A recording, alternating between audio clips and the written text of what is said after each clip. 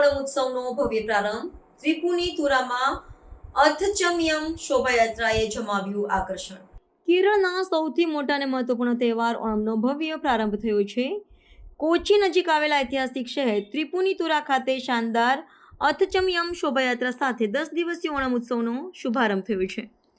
આ પ્રસંગે કેરળની સમૃદ્ધ સાંસ્કૃતિક વિરાસતના દર્શન થયા હતા અને સમગ્ર વાતાવરણ ઉત્સાહ અને ઉમંગથી ભરાઈ ગયું હતું। અર્થચમ્યમ શોભાયાત્રા એ રાજા મહાબલીના સ્વાગત અને ઓણમની ઉજવણીના પ્રારંભનું પ્રતીક છે। આ યાત્રામાં શણગારેલા હાથીઓ, વિવિધ લોકકલાના પ્રદર્શનો, સંગીત મંડળીઓ અને પૌરાણિક કથાઓ પર આધારિત ઝાંખીઓ મુખ્ય આકર્ષણનું કેન્દ્ર બની હતી।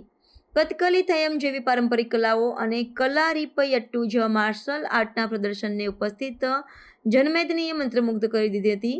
આ શોભાયાત્રામાં કોચીના મહારાજાની પોતાની શાસનકાળ દરમિયાનની વિજય યાત્રાની યાદમાં યોજાય છે, જે તેની ઐતિહાસિક મહત્તા દર્શાવે છે। આજથી શરૂ થયેલો આ દિવસ 10 દિવસ સુધી ચાલશે, જેનો મુખ્ય દિવસ થિરુવોનમ 5 સપ્ટેમ્બરના રોજ ઉજવવામાં આવશે। આ દિવસો દરમિયાન લોકો પોતાના ઘરોને ફૂલોની રંગોળી પૂકલમથી સજાવે છે અને ઓણસદ્ધા તરીકે ઓળખાતા પરંપરાગત ભોજનનું આયોજન કરે છે। ત્રિપુનિતુરાથી શરૂ થયેલો આ ઉત્સાહ હવે સમગ્ર કેરળમાં ફેલાશે અને આગામી દિવસોમાં વિવિધ સાંસ્કૃતિક કાર્યક્રમો, નૌકા સ્પર્ધાઓ અને પરંપરાગત નૃત્યો સાથે ઓણમની ઉજવણી કરવામાં આવશે।